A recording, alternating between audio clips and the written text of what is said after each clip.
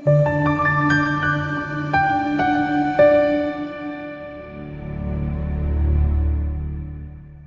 kwazokhuluma nawe kwi-channel igama Ukuphupha ngisibheka la udabula mabubo sicela ukuthi usubscribe sicela like le video sicela ukuthi ucontribute ngana ukuthi i-video contribute akekho komunye ngahla contribute, so please don't think ukuthi abantu bazocontribute if you don't contribute ukuthi nabanye bacabanga just like you angeke ba contribute. So nawe qala ucontribute at least ngo-R9 every month, or you can also use account number. Ikakhulukazi ukuthi i-content le yakusiza kakhulu, uyafisa futhi ukuthi uhlezi kulethele content, so please do support the channel. Sibheke iphupho lika Lorraine Topa la uthi kuchona uphupha indlu emhlophe ingeye glass, indlu leyo phezulu. So angazi ukuthi abantu bakuthatha ukuthi ufuna ungabingeleli, bakuthatha ukuthi bangasho ukuthi ngiyacela. So mina as umuntu omnyama ngazi ukuthi uyabingelela, ngazi ukuthi uyacela. Awuvele uthi kushoni ukuthi ngicela ubuze ukuthi kusho yini uphupho ukuthi, yabo.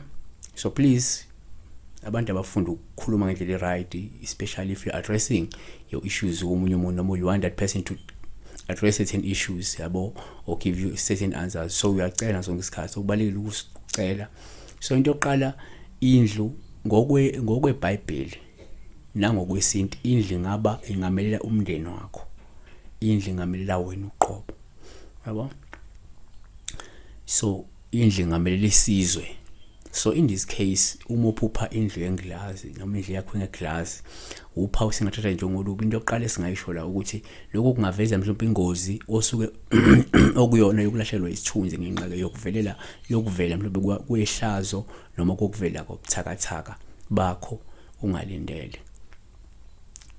2, okunye singakubalula ukuthi uma uphupha indlu yenglazi, singaphinde sithele njengophawu olungabe lusho ukuthi kumele mhlawumbe uqaphele ngoba awunako ukuphepha nokuvikeleka okuphelele, futhi kunabantu abangalungile abakubhekile. Kusho ukuthi wena umuntu engenzeka kunabantu abakubukile njengamanje, yabo, and maybe kubhekile umuntu ongenako ukuphepha noma ungaphephile futhi noma futhi ongavikelekanga, uyabona. Number 3,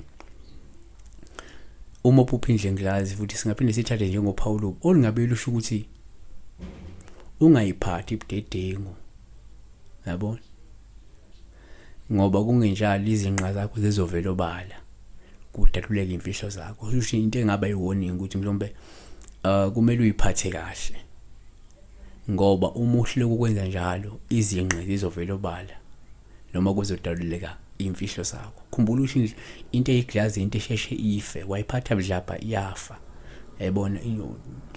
Number 4, indlu yenglazi futhi singayithatha njengophawu lohlosi isikhathi, yabo, olungasho ukuthi mhlawumbe usuke uzothola izinto ezinhle, futhi usuke uzothola izinto ezinhle, mhlawumbe uzothola ukunconywa ngazo nokuthoshwa ngazo, yabona. Kepha ezizophinde mhlawumbe zishabalale ngokusheshsha uma ungenaso isandla. Usho lezi zinto ezinhle ozosithola ezizokulethela mhlawumbe ukunconywa nokuthi bakuthopha abantu, zingase zishabalele kalula uma ungaziphathi kahle, yayibona. Siyabonga ke, uNkulunkulu akakulonde, uNkulunkulu ebusise. Siyabonga subscriber, like le video le, contribute ngane kwethu kwi-channel contributor, ngokuthi ube yi-paying member at least that R9.